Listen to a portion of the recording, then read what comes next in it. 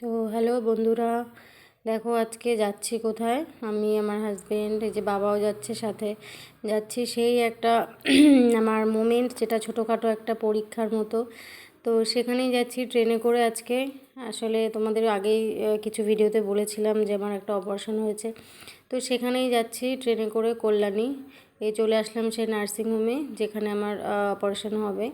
আর এটা হচ্ছে বাবা আর আমি ওয়েট করছি, কিছু কাগজপত্রের কাজ বাকি। এটা হচ্ছে কল্যাণীতে পশুপতিনাথ সেবা সদন নার্সিংহোম। খুব সুন্দর নার্সিংহোমটা, খুবই ভালো পরিষেবা। তো আমি এখানে ওয়েট করছি কারণ আমি একদিন আগে ভর্তি হয়েছিলাম। অপারেশন হবে আমার আগামীকাল, তো একদিন আগে ভর্তি হতে বলেছিল, জানি না কেন।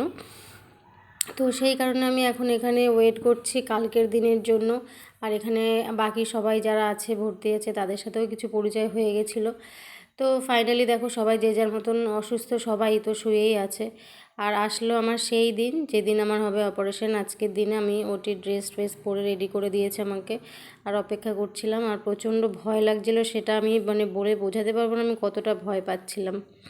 তো ওটির পরে শরীর এতটাই ক্লান্ত ছিল যে 3 দিন আমি ফোন ধরতেই পারিনি। আজকে 3 দিন পর ফোনটা একটু হাতে নিয়েছি, যাও লুকিয়ে ভিডিওটা করছিলাম।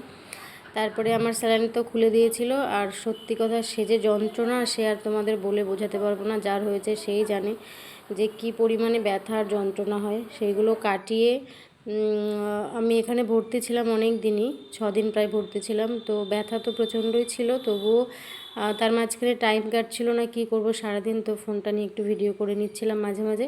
আর আমি এতটাই ভুল করেছি, ফোনটাকে ধরেছি এত বাজেভাবে, সে আর কি বলবো।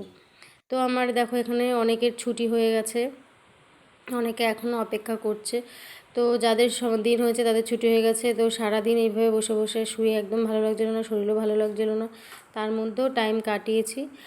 আর ফাইনালি 6 দিন ভর্তি থাকার পর আমার মুখে একটু হাসি ফুটেছে, কারণ আমার আজকের দিন, আজকে আমার ছুটি হয়ে গেছে। তো সব ব্যাগপত্র আমি গুছিয়ে নিলাম বাড়ি আসার জন্য। কষ্ট হলেও একটু, তবু একটু স্বস্তি ছিল যে অ্যাটলিস্ট বাড়িতে যাব, নিজের ঘরে, নিজের রুম, নিজের বিছানা, কে না পছন্দ করে বলো।